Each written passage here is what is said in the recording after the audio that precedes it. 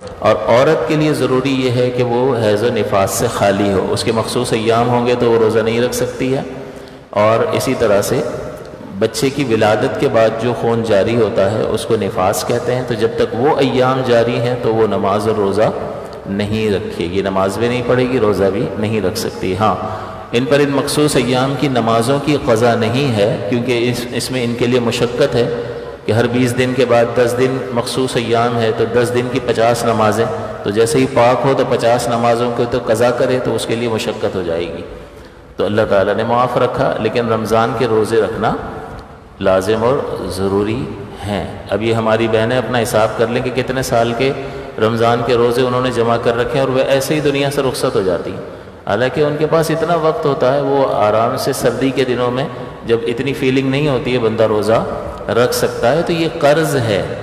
یہ فرض ہے، یہ ادا کرنا ضروری ہے۔ اور میں بارہا ذکر کر چکا ہوں کہ ہماری بہنیں جو ہیں اس بارے میں زیادہ ذرا شوق رکھتی ہیں کہ نفل روزے رکھے جائیں، تو بڑے دن وغیرہ آئیں گے تو یہ روزے رکھ رہی ہوں گی، تو ان کو چاہیے کہ نفل نہ رکھیں، سب سے پہلے اپنے یہ باقی جو روزے ہیں فرض ہیں، ان کی قضا فرض ہے، فرض کا ثواب زیادہ ہے، نفل کا ثواب اس کے مقابلے میں کم ہے۔ یہ بار بار اس لیے ذکر کیا جاتا ہے کہ ہمارے بھائی بھی سنیں، اور ان پر لازم ہے کہ اپنی خواتین سے اس پر عمل کروائیں، کیونکہ اللہ تعالیٰ فرماتا ہے یا ایھا الذین آمنوا قوا انفسکم واہلیکم نارا، اے ایمان والو اپنے آپ کو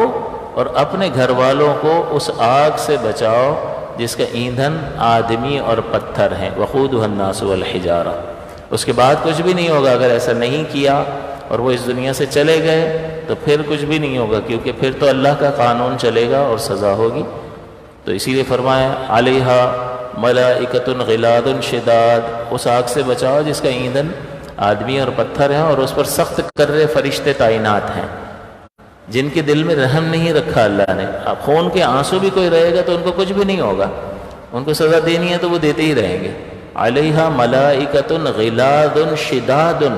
یہ فرشتوں کی صفت ذکر کی اللہ تعالیٰ نے، غلاظ اور شداد، سخت کرے فرشتے تعینات ہیں، سنیں گے ہی نہیں۔